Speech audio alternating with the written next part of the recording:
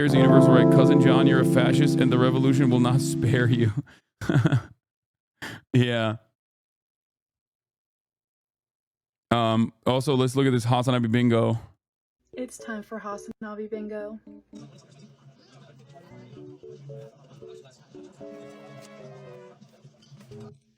Please, shut the fuck up. Normal. How many Twitter tabs we got open today? A lot. Okay. So I don't know how that works, but news in? Okay, that's a free spot. I'm sorry, you're an absolute fucking dumbass.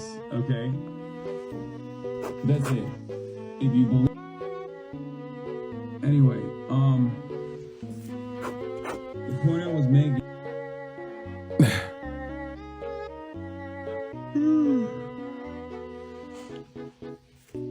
I get tired. That okay? Let me live. Stop, I'm banning you. I'm done. I can't do this. No, I'm not.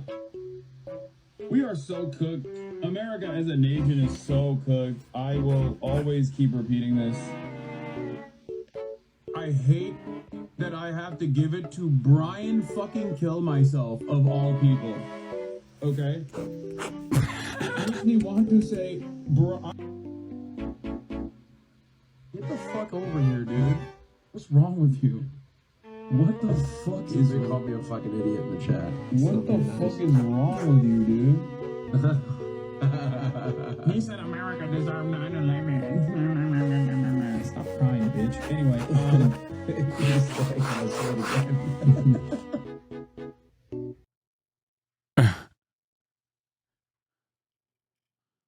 okay, that's like that was the CENKsgiving ban. Yeah, I had to hit him with that.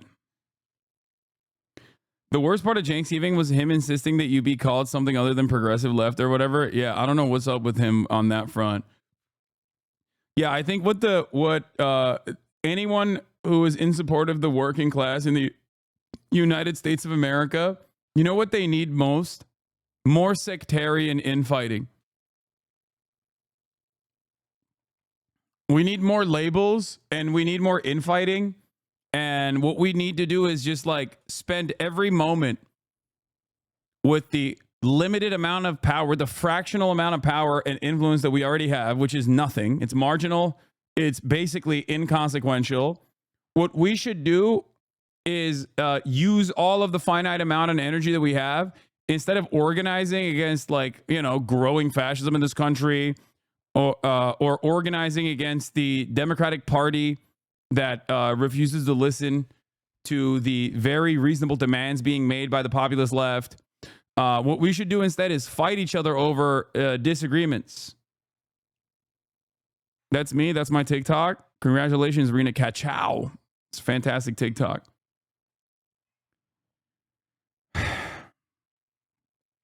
Him screaming, I'm the left. They're not the left. Yeah. It's just, you know, I don't know how I don't know how much more I can talk about this. It's like, I think it's like wholly unproductive and completely silly. Okay. I hate to see unk on unk violence like that. You know, unk Shaky Gurga coming after unk Sam Cedar. Not good. Didn't like that. It seems so unproductive to talk about this. I don't know how Cenk does it. Yeah, I think he's just like really upset. I like so much of his anger and resentment would go away if he simply stopped being on Twitter, I think, or stopped listening to any criticisms coming from, you know, Majority Report or anywhere else. The word capitulation will be my bingo card. It's the one you're most used, Lamau. It's because, you know, it's pretty big. What is this? Cenk is 100% cooked, bruh. Majority Report jumped in, and Lance from the Serfs, and all the other little dirtbags jumped in, and they were like, no, Cenk and Tanner are turning right. The 13 dudes. Ay. I think I got to him a little bit, though, last night after Shaky Gurga Giving, where I had a conversation with him because he was like, why do you think, because we were talking about like why CNN and all these other like traditional outlets are more receptive to what I have to say than him. And he always thinks it's because I'm hot and young and cool and hip. And he's not. He's old and rugged. And I was like, no, dude, it's because of the way you carry yourself. Like, I have my criticisms of mainstream outlets all the time. I have my criticisms of other commentators. I have my disagreements with them. But like the energy that you bring to any conversation, including someone like myself who loves you, like I straight up told him, I was like, if anyone that I had actually talked to, anyone that I like quote unquote debated or whatever treated me like the way you did, like I would never ever in a million years allow that. Like I would never allow that to happen.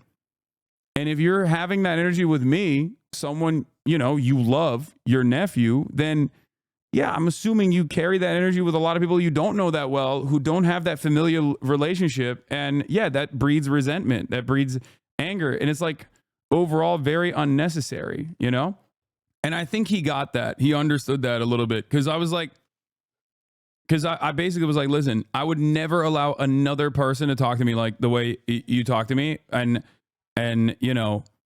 of course, it doesn't mean anything between you and I because, you've seen me shit in my diapers, okay? Like, you're my uncle. I love you. But, like that's, if you're doing that to me, I'm assuming you do that to other people as well. And yeah, they probably don't like that. This was after dinner? Yeah. I think the thing about Cenk is that he's not like, a grifter implies that there isn't like a genuine attitude change. Okay? A grifter implies that there isn't a genuine attitude change. I think he's just like genuinely has a difference in opinion in the issues that he speaks on, where he's like legitimately more conservative on those issues. Whether it happened over the course of the last couple of years, but I don't know if it happened like super fast. But I think that there has been an attitude shift where he is, and I basically tried to get him to come to that conclusion. Like I tried to walk through the steps slowly but surely by being like, there was a point where you were a fighter. You've always been a progressive fighter, right? You did not worry yourself about like what the democratic wishes of the base of support in the party looks like. You don't worry about that when it comes to Medicare for all, because you know that's right. And you know that if you champion that message, then like people will inevitably come on board with that. But it seems like for a lot of these other issues, you're willing to cast aside certain groups in the way that you communicate about these issues because you're terrified of the fact that there is no solution that the Democratic Party will offer them. Like, even the abortion conversation, that wasn't supposed to be like me finding out what his perspective is.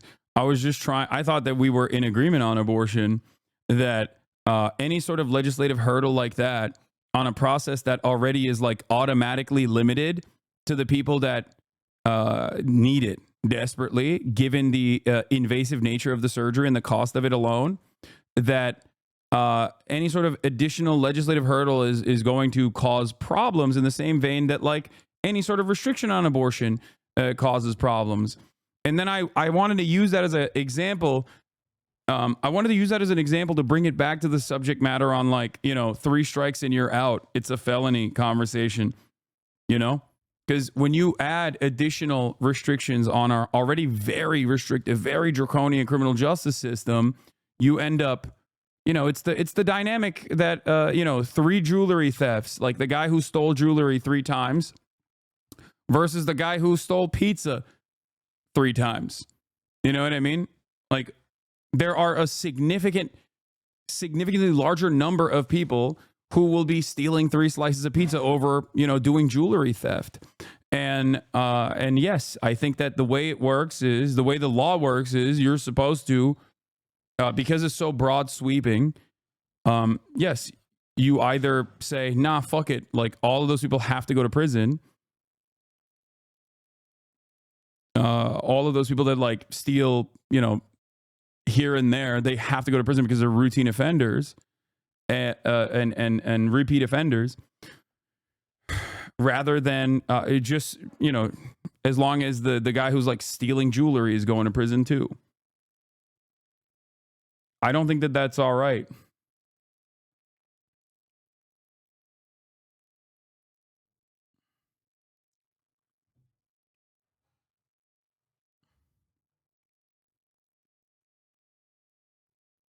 Anyway, your point about your core values being that you're okay with a jewel thief being free if it means the 3 pizza guy is free also resonated well, I think. I hope people understood what I was saying. Like, that doesn't mean that, you know, we shouldn't prosecute rape or whatever. And that doesn't even mean we shouldn't prosecute grand larceny or theft of all these different varieties. It's just that when it comes to criminal justice reform, you either have the opinion of like, we need more deterrence, we need more violence in the criminal justice system that will operate as a deterrent to stop people and make people think twice before they do engage in crime, or we need to dramatically move in the opposite direction where we focus on rehabilitation in an effort to lower recidivism rates, as other countries have successfully done. And we need to address the root causes in which crime manifests. And I think there is a crisis here born out of nihilism, born out of being a progressive champion for 25 plus years, as Cenk has been, where he is basically throughout time recognize that like no solutions are coming, no broad sweeping solutions that will tackle the issue exactly at the root cause, you know, fixing the housing market, adding additional social safety nets, after school programs and the like. So he's like, we have to stop the bleeding, and the only way to stop the bleeding is by being even more aggressive and being even more violent in our penalties.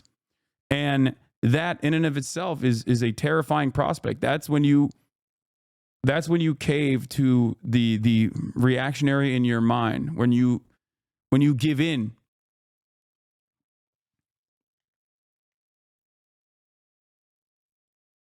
And it's kind of terrifying. It's you know, it's something that I've noticed, that we are at the you know, we're at the precipice of Weimar Germany style governance here. We have like the hyper nationalist, hyper right wing Republican Party, and we have the liberals that are also caving on those fears that they very effectively communicate to. And not only is it, but those fears are also coming out of like, you know, real societal problems. And you know, I fear that if there isn't a massive base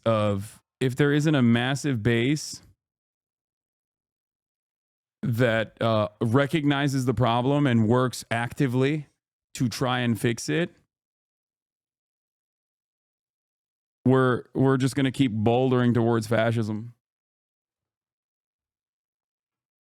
I think he envies you and it's poisonous. You're ridiculous, dude. That's my uncle. He does not envy me. He is very proud and very happy for my success. That's crazy.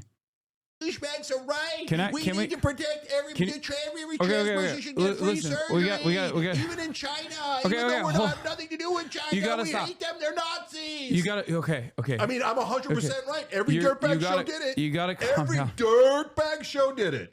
Tell me I'm wrong. This is reframing an issue that is now we've moved away from the electoral consequences of a trans ad to your own personal anger and frustration that you have with left-wing media online. Look, the idiots are making everyone think they are the left. They're like, we're the left, we're the real left. Okay, we are super extreme. We want free surgeries for every criminal. Yes, we're the left. And oh, Nazi. Yeah, I just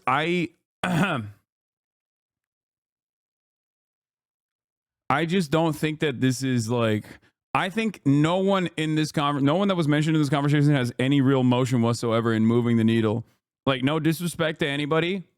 You know, Lance and the Serfs, Majority Report, myself, or the Young Turks, like, even together, we have no motion. The most motion that Cenk ever had was with the Justice Democrats, right? Alongside Kyle Kalinske. And that wasn't because of the massive audiences that they had. That was because they were actually, like the Working Families Party or the DSA in certain instances, like successfully moving the Democratic Party in the correct direction. That's what brought us the squad, right? And it came only because of, yeah, I mean, that progressive swing also happened because of Bernie Sanders too, which opened up the floodgates for that kind of communication.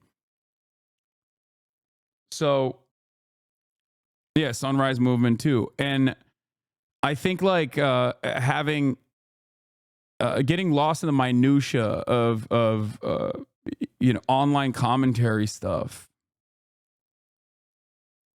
is silly. I don't know. It's just not good. It's not good. It's not smart.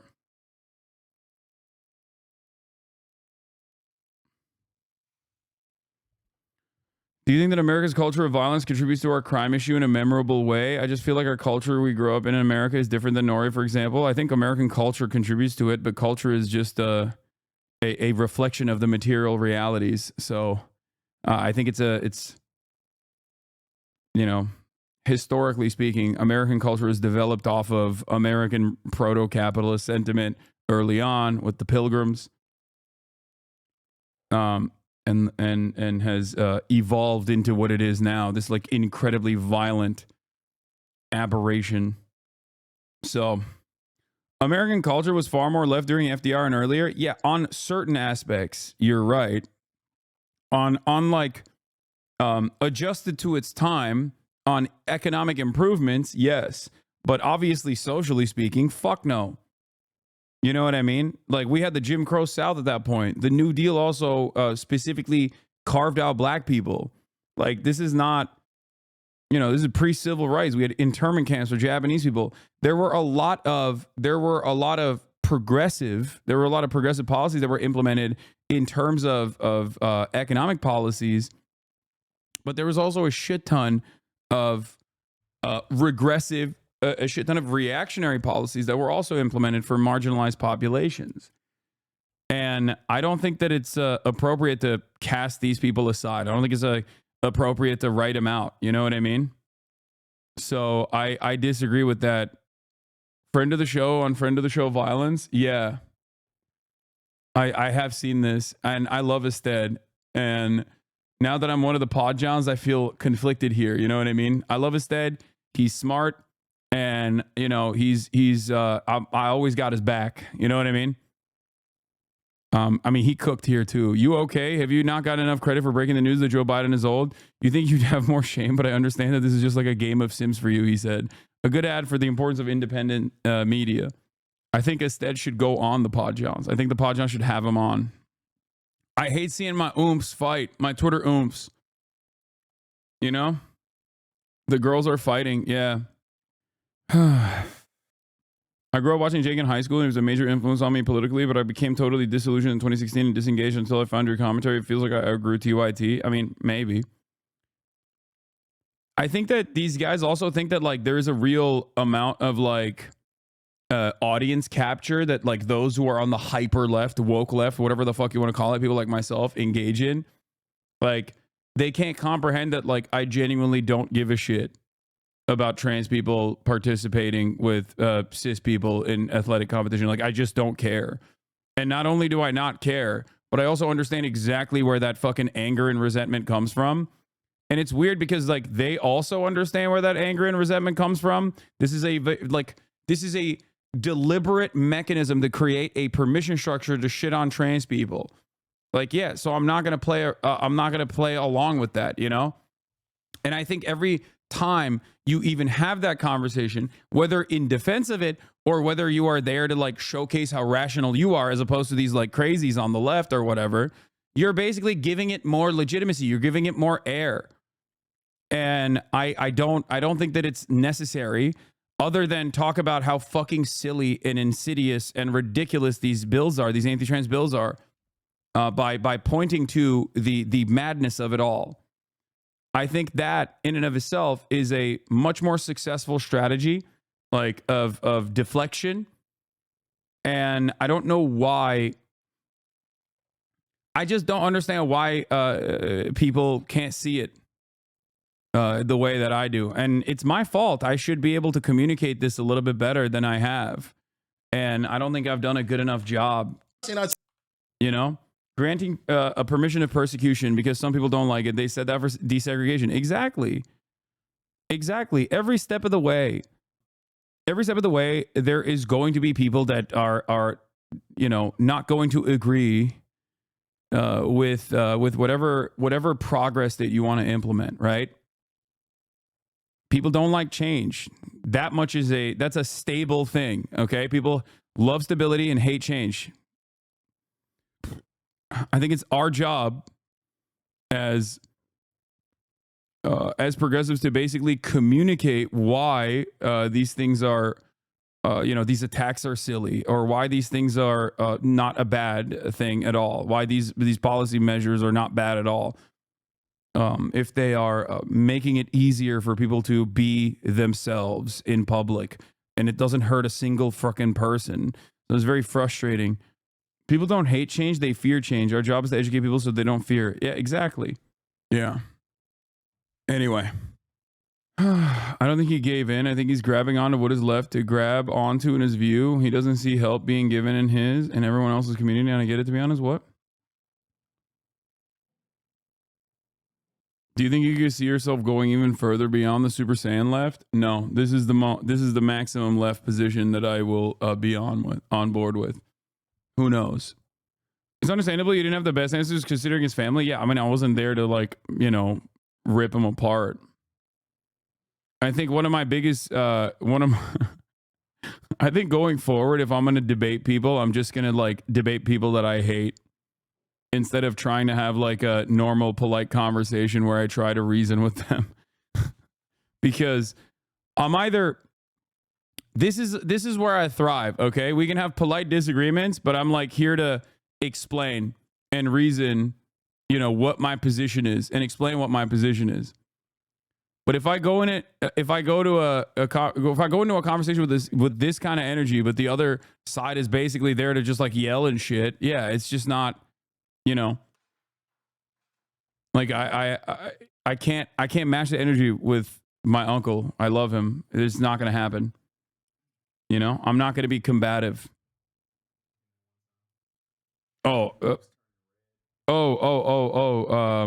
The guy I was talking to him, Piers Morgan, was he was like a peanut gallery guy, Vinny from Patrick Bet David, his podcast. Like, that's a great example. Like, that's a person I can, like, belittle and duke it out with.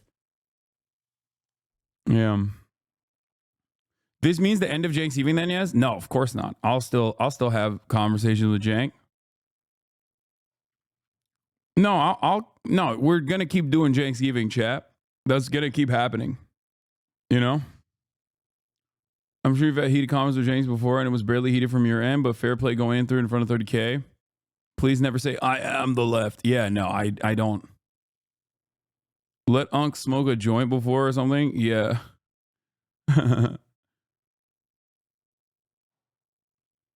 Unc thought it was on Piers Morgan. You could tell how much of the community is new. Yeah. I think Cenk is the perfect person to have these sorts of conversations with, though, because, like, he can say anything and everything he wants. I will never not love him. You know what I mean? He's my uncle. So, like, it doesn't change that dynamic at all for me, even a little bit. Like, it's not like it's not ever going to turn into it's never going to sour my relationship with him. You know? What if you call LeBron overrated? Okay, then I have all the smoke. I think you two need a moderator next year, since there were several points you brought up that just never got addressed. Yeah. there is something very funny about like he despises Gavin Newsom and all these like woke progressive DAs or whatever. And I asked him about specifically about like Gavin Newsom, who directly participated in like clearing out a homeless encampment, and he was like, it's too little too late. He just did that because people were pressuring him. And it's like, at that point I was like, damn, like you were just right wing on this position. Like that's exactly what a Republican would say. Okay. Like, and it's ironic because like the entire point that I was making is that you can never get right wingers to be on board with your policies. It literally does not matter because they will always turn around and still call you out and say that, nah, you're still in favor of this. And he kind of did that for Gavin Newsom. You know? Gavin Newsom is threatening cities. If y'all don't start clearing encampments, they won't get any money. Yeah. At one point, he said he was conservative on laws or judges or something. He used that not as a pejorative. That's the thing. He used that as a positive. When are you starting off Hardcore WoW? Right now. Just kidding. Are you upset about CENKsgiving? No. I thought it was decent content. I wish he wasn't. I always get sad when I see, you know, my uncle basically come out and yell so much. What is this? An uncle kicked his nephew's ass on Thanksgiving. John Molera. What is this? ACP? Cenk becoming my favorite lib on the internet is not something I expected to happen this year, but here we are. He essentially got us on to admit what I've been saying about him. He's held captive by the most vocal and woke sections of his audience. Yeah, dude, I should do a podcast with the fucking anti-Semite like Jake Shields instead, so I don't get held captive by my woke audience. Like, these people are so unserious, dude. And they just genuinely cannot understand that these are my opinions. You know what I mean? I yell at my audience on a daily fucking basis. There are plenty of people that are directly that have like the opposite fucking opinion of me on many issues in my community that go above and beyond to be annoying. And I yell at them all the time. Anyone that spent any time in here knows that I don't take kindly to wrecker behavior coming from rad libs in this community. Okay? And yet people don't understand where I'm coming from because I try to offer a little bit more nuance, and that is considered impossible to contend with. No, I'm so captive to my audience. I'm actually secretly right wing on a bunch of shit, but I just maintain this position for no reason, even though, you know, being openly right wing is very beneficial for me. Why the fuck would I not do that if I had that opinion? Like, why wouldn't I do that? It literally does not make sense.